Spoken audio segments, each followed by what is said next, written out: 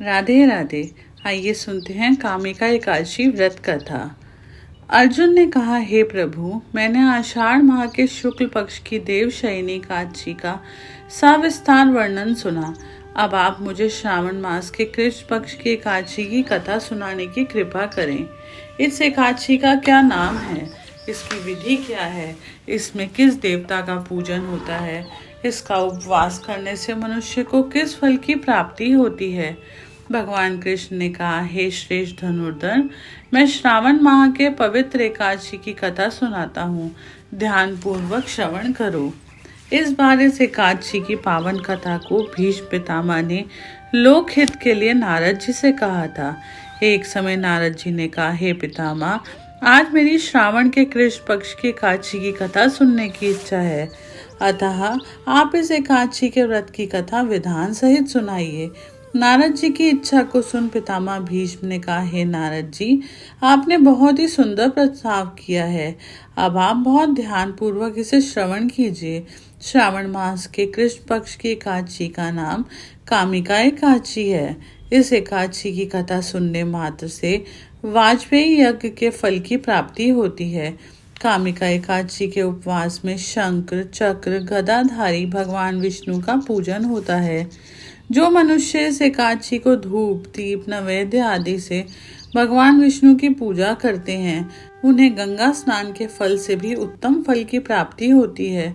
सूर्य ग्रहण और चंद्र ग्रहण में केदार और कुरुक्षेत्र में स्नान करने से जिस पुण्य की प्राप्ति होती है, वह पुण्य कामिका एकादशी के दिन भगवान विष्णु की भक्ति पूर्वक पूजा करने से प्राप्त हो जाता है।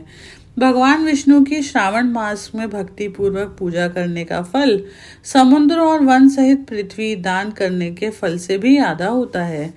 व्यतिपात में गंडकी नदी में स्नान करने से जो फल प्राप्त होता है, वह फल भगवान की पूजा करने से मिल जाता है।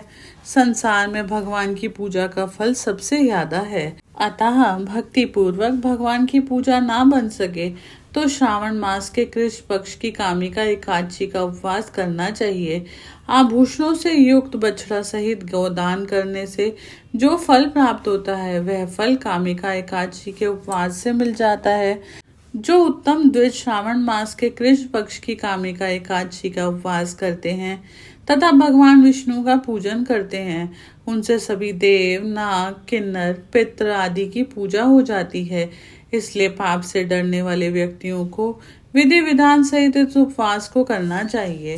संसार सागर तथा पापों में फंसे हुए मनुष्यों को इनसे मुक्ति के लिए कामिका एकादशी का व्रत करना चाहिए। कामिका एकादशी के उपवास से भी पाप नष्ट हो जाते हैं। संसार में इससे अधिक पापों को नष्ट करने वाला कोई और उपाय नहीं। हे नारद जी, स्वयं भगवान ने अपने मुख से कहा है कि मनुष्य को अध्यात्म विद्या से जो फल प्राप्त होता है, उससे अधिक फल कामिका एकादशी का व्रत करने से मिल जाता है।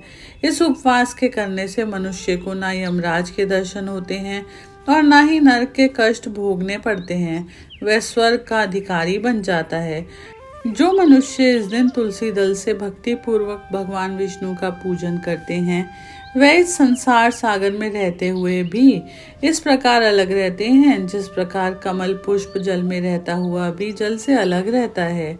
तुलसी दल से भगवान श्री हरि का पूजन करने का फल एक बार स्वर्ण और 4 बार चांदी के दान के फल के बराबर है। भगवान विष्णु रत्न, मोती, मणि आदि आभूषणों की अपेक्षा तुलसी दल से अधिक प्रसन्न होते हैं। जो मनुष्य प्रभु का तुलसी दल से पूजन करते हैं, उनके सभी पाप नष्ट हो जाते हैं। हे नारद जी, मैं भगवान की अति प्रिय श्री तुलसी जी को प्रणाम करता हूँ। तुलसी जी के दर्शन मात्र से मनुष्य के सभी पाप नष्ट हो जाते हैं और शरीर के स्पर्श मात्र से मनुष्य पवित्र हो जाता है। तुलसी जी को जल से स्नान कराने से मनुष्य के सभी यम यातनाएं नष्ट हो जाती हैं। जो मनुष्य तुलसी जी को भक्ति पूर्वक भगवान के श्री चरण कमलों में अर्पित करता है, उसे मुक्ति मिलती है। इस कामिका एकादशी की रात्रि को जो मनुष्य जागरण करते हैं और दीपदान करते हैं, उनके पुण्यों को लिखने में चित्रगुप्त भी असमर्थ हैं। एकादशी के दिन जो मनुष्य भगवान के सामने दीपक जलाते हैं, उनके पितृ स्वर्गलोक में अमृत का पान करते हैं। भगवान के सामने जो मनुष्य घी या तिल के तेल का दीपक जलाते हैं, उनको सूर्य लोक में भी सहस्त्रों दीपक का प्रकाश मिलता है। एक गांव में एक वीर क्षत्रिय रहता था। एक दिन किसी कारणवश उसकी ब्राह्मण से हाथापाई हो गई और ब्राह्मण की मृत्यु हो गई। अपने हाथों मरे गए ब्राह्मण की क्रिया उस क्षत्रिय ने करनी चाहिए, परंतु पंडितों ने उसे क्रिया में शामिल होने से मना कर दिया। ब्राह्मणों ने बताया कि तुम पर ब्रह्म हत्या का दोष है। पहले प्रायश्चित कर इस पाप से मुक्त हो, तब हम तुम्हारे घर भोजन करेंगे। इस पर क्षत्रिय ने पूछा कि इस पाप से मुक्त होने के क्या उपाय हैं। तब ब्राह्मणों ने बताया कि श्रावण मास के कृष्ण पक्ष की एकादशी को जो भक्ति भाव से भगवान श्रीधर का व्रत एवं पूजन कर ब्राह्मणों को भोजन करा के सदक्षिणा के साथ आशीर्वाद प्राप्त करते हैं, इस पाप से मुक्ति पाते हैं। पंडितों के बताए तरीके पर व्रत कराने वाली रात में भगवान श्रीधर ने क्षत्रिय को दर्शन देकर कहा कि तुमने ब्रह्म हत्या के पाप से मुक्ति मिल गई है। इस व्रत के करने से ब्रह्म हत्या आदि के सभी पाप नष्ट हो जाते हैं और इही लोक में सुख भोग कर प्राणी अंत में विष्णु लोक को जाते हैं। इस कामिका एकादशी के महात्म्य के श्रवण व पठन से मनुष्य स्वर्ग लोक को प्राप्त करते हैं। जय श्री हरि।